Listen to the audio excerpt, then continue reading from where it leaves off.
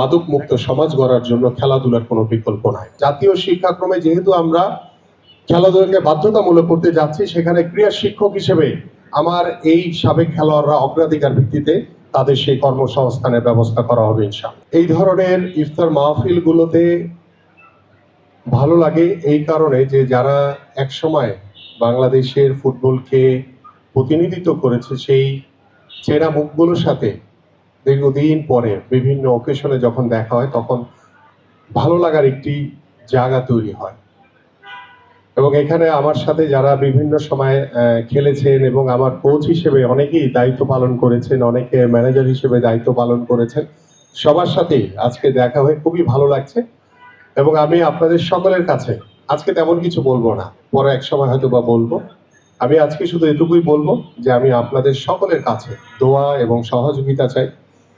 আল্লাহ পাক আমাকে যে দায়িত্বটি দিয়েছে, আমাদের মাননীয় প্রধানমন্ত্রী জনাব তারেক রহমান যে বিশ্বাস আস্থা রেখে আমাকে যে দায়িত্বটি দিয়েছে, আমি আপনাদের একজন সন্তান হিসেবে, কারো সন্তান সমতুল্য, কারো ভাই, কারো বন্ধু হিসেবে আমি আপনাদের সকলের কাছে দোয়া এবং সহযোগিতা চাই।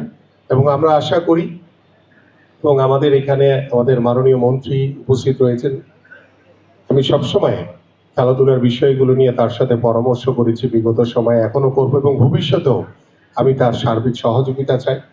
যে আমাদের শুধু ফুটবল না, আমাদের বাংলাদেশের স্পোর্টসকে আমরা কিভাবে একটি পেশাদারিত্বর ভিতরে এনে আমরা আমাদের তৃণমূল পর্যায়ে খেলাধুলাকে ছড়িয়ে দিয়ে কিভাবে আমরা খেলাধুলার মাধ্যমে আমরা একটি সুস্থ জাতি হিসেবে আমাদের ভবিষ্যৎ প্রজন্মকে গড়ে তুলতে চাই। পাশাপাশি আমরা মাদক মুক্ত সমাজ গড়ার জন্য খেলাধুলার কোনো বিকল্প নাই। এবং ইতিমধ্যে আপনারা জানেন যে আমাদের মাননীয় প্রধানমন্ত্রী আগামীর বাংলাদেশের ক্রীড়াঙ্গনকে সর্বোচ্চ গুরুত্ব দিয়ে তিনি ইতিমধ্যে আমাদের নির্বাচনী যে ইশতেহার রয়েছে, আপনারা সকলেই জানেন যে আমরা খেলাধুলাকে পেশা হিসেবে প্রতিষ্ঠিত করতে চাই।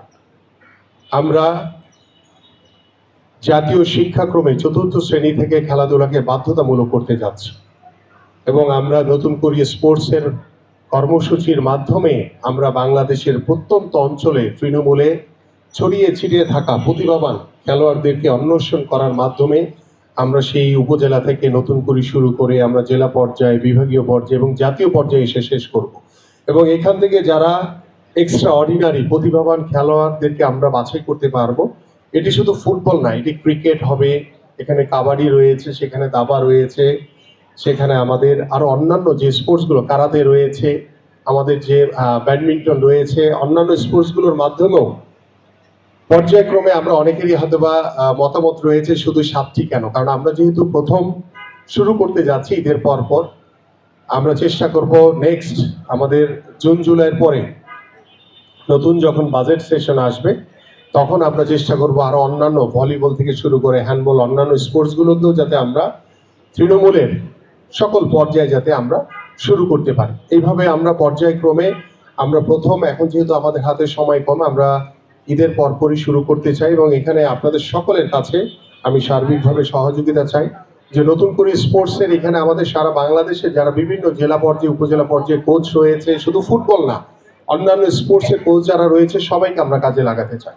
এবং আমরা চাই যে আপনাদের সঠিক মূল্যায়নের মাধ্যমে আমরা যে বিষয়টি আমি সবচেয়ে বেশি গুরুত্ব দিয়েছি এবং আমাদের মাননীয় প্রধানমন্ত্রী জনাব তারেক রহমান গুরুত্ব দিয়েছেন, যে আমরা যখন খেলোয়াড় হিসেবে খেলি তখন আমাদের কদর থাকে অনেক বেশি, যখন খেলা ছেড়ে দিই তখন হতাশাগ্রস্ত হয়ে পড়ি।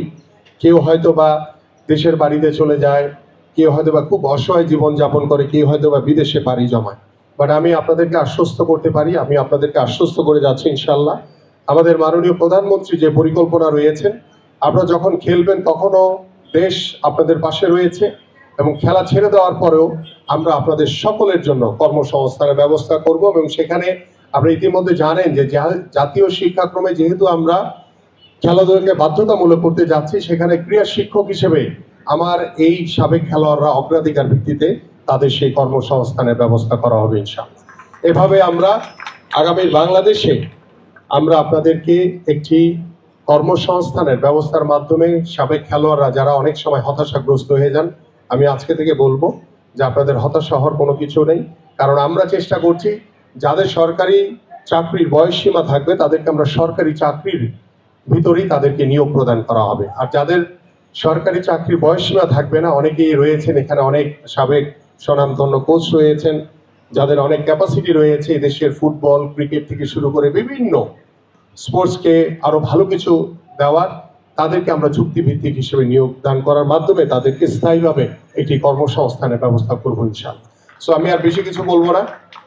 আমি আপনাদের পরিশেষে সবার কাছে আবারও দোয়া এবং সহযোগিতা চেয়ে আমি আপনাদের সার্বিকভাবে দোয়া এবং সহযোগিতা চেয়ে, এবং আমিও আপনাদের এই ক্লাবের একজন সদস্য।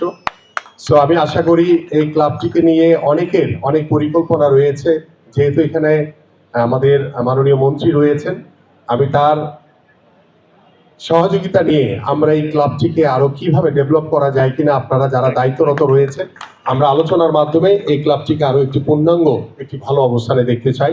সার্বিকভাবে আপনাদের সকলের দোয়া ও সহযোগিতার মাধ্যমে আমরা আশা করি আগামীর বাংলাদেশের ক্রীড়াঙ্গনের মাধ্যমে আমরা আমাদের পারিবারিক এবং সামাজিক যে গুণগত পরিবর্তন আনা দরকার, সেই পরিবর্তনটুকু আমরা আনতে পারবো ইনশাল্লাহ।